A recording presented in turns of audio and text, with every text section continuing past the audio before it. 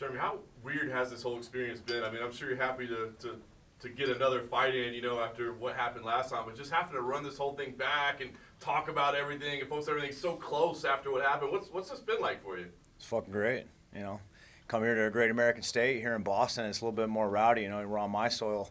So everything's great. I get to come back straight to America, train with my coaches, drive my car. I felt like I was in jail, so it's like I got out. Like everything's brand new. So I feel great, man. We're here to run it back, bring a banger to Boston. Feel incredible. I was going to ask you, I mean, if there's almost pauses, because not that the first fight wasn't hype, but now I feel like everybody's really paying attention and going, man, this fight is going to be insane. So I know you wouldn't have liked things to happen the way they did in Mexico, but is there some positives to take out of it that it seems like a bigger fight now? Yeah, what if I would have knocked him out in Mexico? You see how they treated me there, probably would have killed me. It's all good though, it's a great thing, it's going to make it that much better when I put him on the canvas and he's staring up at the lights asking what happened, and I'm celebrating the win. It's just going to make it that much better. After all this shit that's gone down, when I put his lights out, it's going to be a great night. It's going to be a huge night for me. I have to ask about the sunglasses. Is that just style today, or is there function behind those sunglasses as well? Keep the fingers out of my eyes, my man. Are they like a special type of glasses? It's kind of like an interesting design. It looks kind of neat. It's like some Randy Savage shit, huh? That's what I was going to say. Nice. Or like an 80s bad guy or something. No, I like style, so I feel good, look good. I'm going to fight great. Jeremy, one of the stories heading into Mexico City was that you went up there early to get used to the elevation. Is there any disappointment that you didn't get to put to show, the training you did to be ready for that elevation? Any disappointment in that?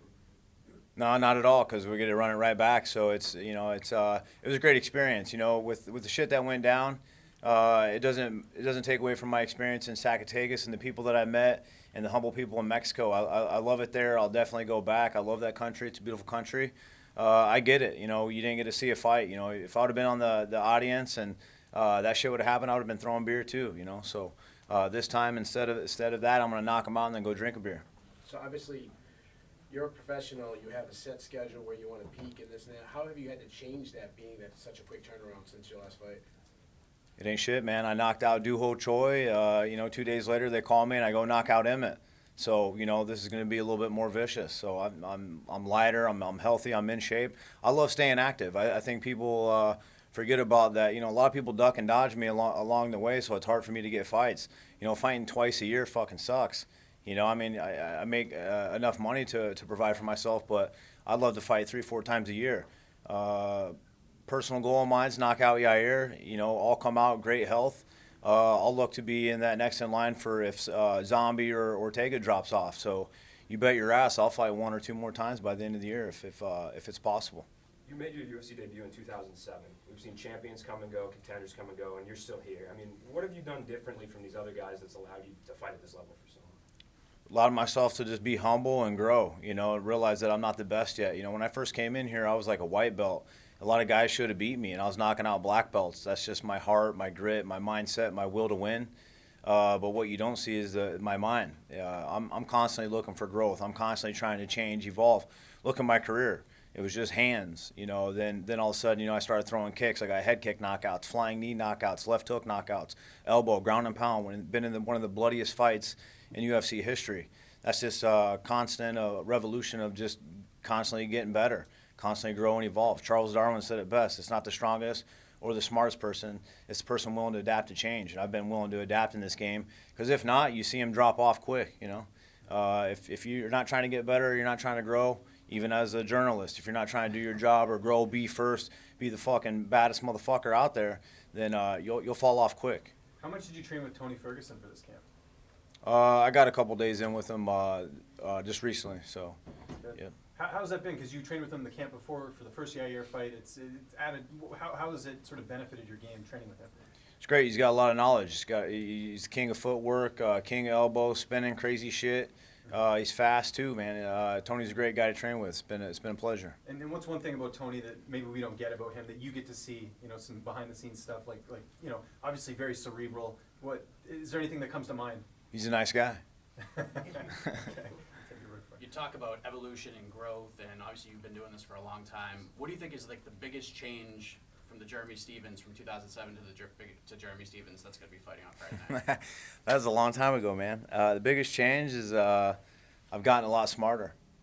Gotten a lot smarter. I work harder, but I also work smarter. I put them both together, and that separates me from the pack. Are you just blown away at how much this game evolves over the years? I mean, you've been here for over a decade now, and it just continues to grow, and fighters continue to come up and up. Are you surprised by that, or is this what you expected? No, this sport's going to surpass me. When I'm long dead and gone, my grandkids, whatever, it's going to be a whole different sport. You look at guys like the Style Bender, who's just come in with dance moves and he can actually scrap. You're going to see a lot more of that. There's a lot more people around the world that we haven't really discovered yet. That's one of the greatest things about fighting for the UFC is it brings in the best talented. You get to come here and do some stuff like this to get people's personalities.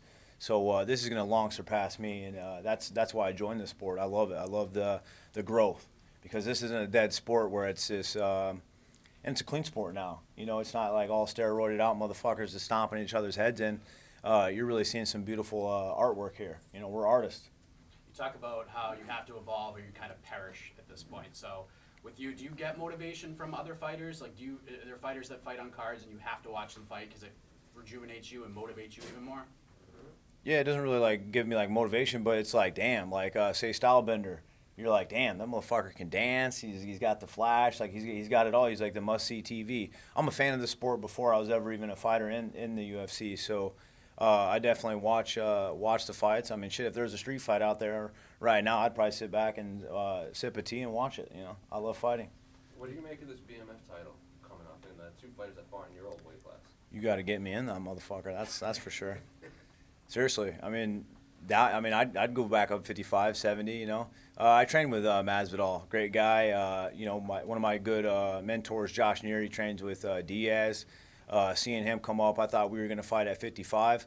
But I love seeing that. Them guys get their money. They've been putting in 17 years. I've been a professional fighter since I was 16. We're not professional, but I've been fighting since I was 16, professional at 18.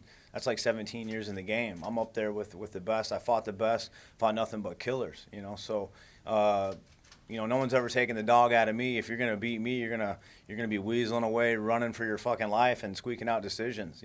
Trying for a little bullshit takedown just to hold me down. No one's ever taken the dog out of me. So you can put me in that BMF title runner coming up. So I'm down.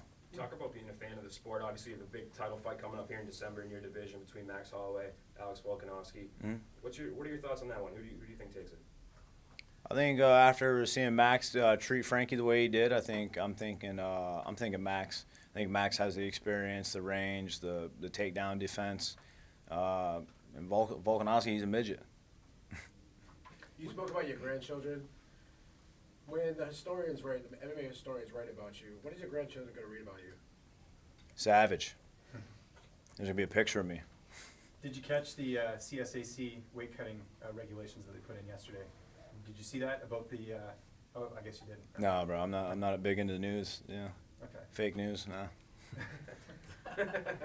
When you had your first fight when you were 16, if someone told you that all these years later you'd be a main event, then a co-main event, you'd be here in Boston getting ready to fight on this huge card, what would you have thought if someone said that to you?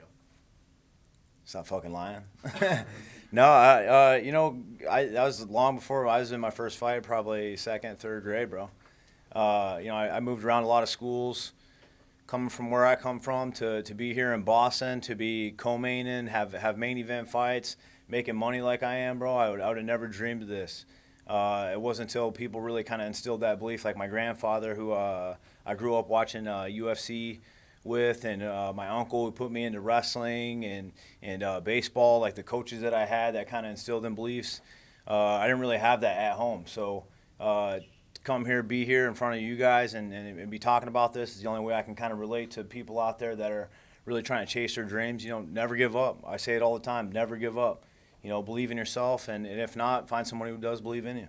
How much does that make you appreciate this journey? Shit, about made me cry right there, bro. You're taking me back. It's incredible, man. I love this. I love fighting. It's not a sport. It's true fighting, but I love it. I love being in the gym every day. I love being able to take this, like my growth, and teaching it on to my kids. Martial arts is a lifestyle. This is a lifestyle. But my job doesn't end when I knock out Yair. It keeps going. I got to go home to my kids. They got softball. They got gymnastics. They got other stuff they're doing. So I got to go and instill my greatness and what I know about life and put it into a 10 and 8-year-old, so that by the time they're 16, 18 years old, they're not relying on no man to take care of them. They're taking care of themselves. They're growing. They're evolving. They're chasing their dreams because they're like, hey, if my dad can do it, I can do it. You know, that's the shit I love doing. Jeremy, in recent interviews, you called yourself a real fighter. You just said you were a savage. You said you're a bad motherfucker. Do you think Yair fits that description too, or no? No, he's a karate kid, man. He's a karate kid. I don't think he is, bro. I think he's trying to be something that he's not, and he's going to find out the hard way come Friday night when his lights are out. Thanks, Jeremy. Thank you, guys. That's the one we need.